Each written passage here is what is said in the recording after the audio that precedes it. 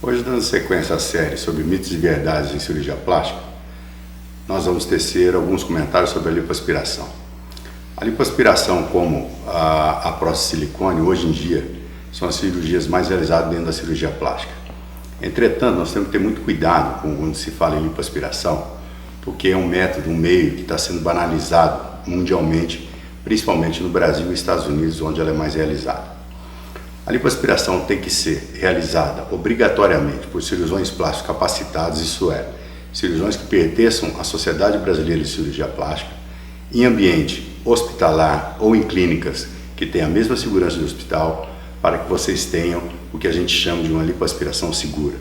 Converse com o seu médico, veja a experiência que ele tem e entre nesses detalhes, isso é muito importante. A lipoaspiração, nesse tempo todo, ela vem se modernizando. E o que é essa modernização da lipoaspiração? O que veio acontecendo? As cânulas se tornaram mais finas, a técnica tumescente, ou seja, antigamente era feita a anestesia e o cirurgião plástico já iniciava a lipoaspiração sem injeção de qualquer solução. Então era uma lipoaspiração mais agressiva, que sangrava muito mais do que hoje. Hoje, com a técnica tumescente, onde nós injetamos líquidos, que basicamente é soro fisiológico, vasoconsistores, e uma solução que emulsifica a gordura, a lipoaspiração se tornou muito menos traumática, muito menos sangrativa, ou seja, sangra muito menos, e com isso nós reduzimos drasticamente o número de complicações e sequelas, assim como as depressões, ondulações e também um pós-operatório muito mais tranquilo.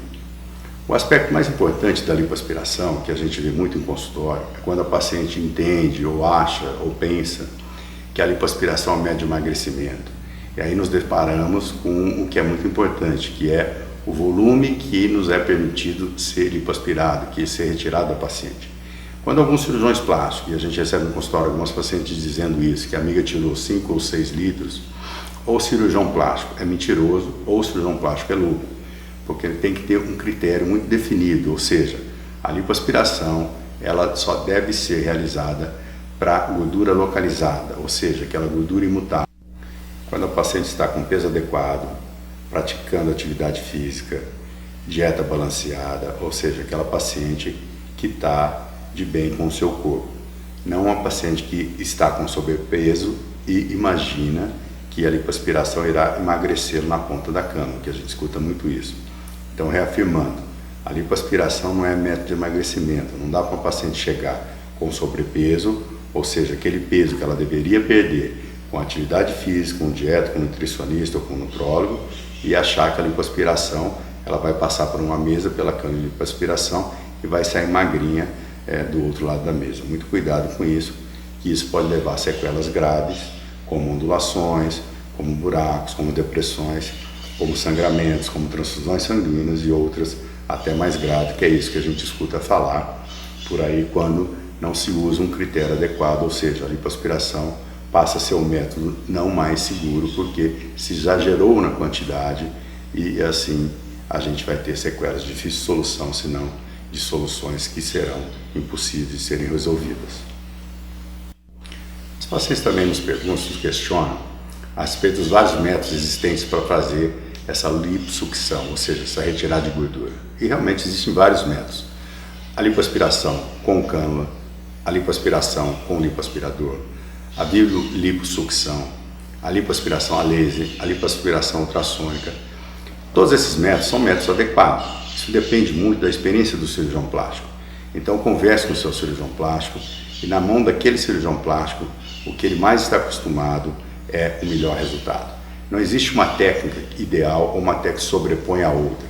Isso quer dizer que não é a lipoaspiração a laser que dá o melhor resultado que a lipoaspiração ultrassônica. Não é a bioliposucção que dá um resultado melhor que a lipoaspiração com seringa, e sim o cirurgião plástico que tem critério e indicação para fazer a lipoaspiração.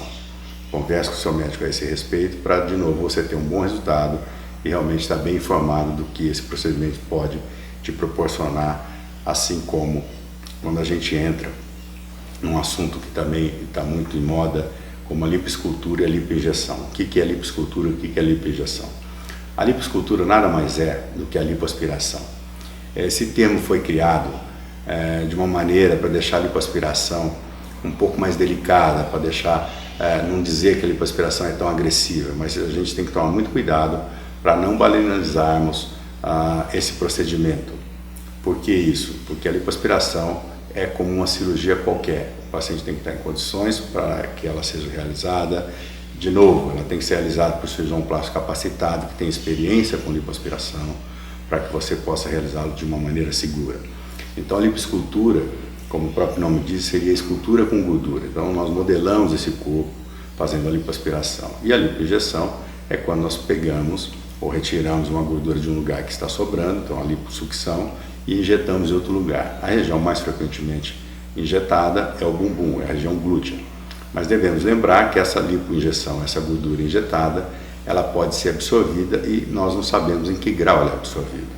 Mas é claro que se o paciente tem indicação dessa lipoinjeção, a gente injeta e avisamos o paciente que é uma loteria, quer dizer, a gente não sabe se vai absorver 10%, 20%, 30%, mas sempre com as técnicas novas e com uma aplicação em túneis em vários níveis, a gente vai ter um resultado muito satisfatório com esse método também, quer dizer, essa associação da lipoaspiração com a lipoinjeção, que foi chamado de lipoescultura. Outro aspecto importante ser ressaltado, as pacientes acreditam, e isso é como se fosse uma lenda dentro da cirurgia plástica da lipoaspiração, que a lipoaspiração pode melhorar celulite, flacidez e mesmo dá um melhor aspecto nas estrias. Isso não é verdade, ou seja, a lipoaspiração, de novo, você introduz uma cama entre a pele e a musculatura, você lipoaspira, deixa o retalho menos espesso, mas isso não deixa e não combate a celulite, nem a flacidez, nem a estria, muito pelo contrário. Em lugares onde você tem uma pele flácida, você conversa com o cirurgião, porque muitas vezes a lipoaspiração está completamente contraindicada, quer dizer, é um método que vai provocar uma flacidez ainda maior. Com relação à celulite e à estria também é um método que não existe tratamento, e sim alguns outros métodos que não a lipoaspiração, que desfocam um pouco a estria. E com relação à celulite, o que você pode fazer é, de novo, uma dieta balanceada, exercício físico, atividade física, assim como num conjunto, né? Ou seja, a vida é feita de uma dieta, é feita de atividade física, é feita de uma cabeça boa, e a lipoaspiração entra para sempre ajudar, mas ajudar naquela gordurinha que realmente depois disso tudo você não consegue retirar. Ou seja, de novo para vocês entenderem, aquela gordura imutável e não um método de emagrecimento. As pacientes também nos perguntam com relação às cicatrizes. Dentro da cirurgia plástica, a lipoaspiração é que deixa a menor cicatriz. Por que isso? As cicatrizes são em torno de meio centímetro, porque nós só precisamos da cicatriz, ou seja, a incisão e depois da cicatriz, para a introdução da cânula, que é uma cânula que, como nós já dissemos, é uma cânula que está cada vez mais fina. Então, e também ela é colocada em lugares que são menos visíveis, ou seja, na marquinha de biquíni, nas dobrinhas, nas costas, etc. Então, é cicatriz que vocês não precisam se preocupar, quer dizer, são cicatrizes diminutas e pequenas que, em via de regra, ficam muito bem, evoluem muito bem. A anestesia, que é outra preocupação de todos os pacientes. Quando a lipoaspiração, via de regra, ela é pequena, nós podemos fazer com anestesia local, e quando ela é um pouco maior, devido à toxicidade do anestésico local de ser usado em grande quantidade, a gente pode fazer um bloqueio ou mesmo uma anestesia geral. Independentemente de qualquer método utilizado, ou seja, anestesia local, bloqueio, anestesia geral, lembramos sempre, faça com um cirurgião capacitado, que seja membro da Sociedade Brasileira de Cirurgia Plástica, em ambiente hospitalar, ou seja, em clínica que tenha segurança do hospital, mesmo no hospital, e sempre ao lado, e um anestesista participando para qualquer eventualidade que possa acontecer. Pós-operatório da lipoaspiração, dentro da cirurgia plástica, dentro das cirurgias, é o pós-operatório mais tranquilo. Você usa uma malha de média compressão, dependendo do lugar a ser lipoaspirado, e você não tem nenhum decúbito, como você tem na próxima malha, você tem que medir costas, como você tem no nariz, como você tem no abdômen, ou seja, você volta logo às atividades normais. É claro que o corpo vai ficar um pouquinho dolorido na região que foi lipoaspirada, mas isso com analgésico, anti-inflamatório, isso passa rapidamente e, de novo, você volta muito cedo às suas atividades normais. O sol, que é proibido em torno de 2 a 3 meses, dependendo da quantidade da região lipoaspirada, mas é um pós-operatório extremamente tranquilo. Você verá seu resultado em torno de 3 meses, mas continua a desinchando, claro que imperceptivelmente a partir dessa data, a partir de 3 meses, mas você já vê que seu contorno corporal mudou bastante.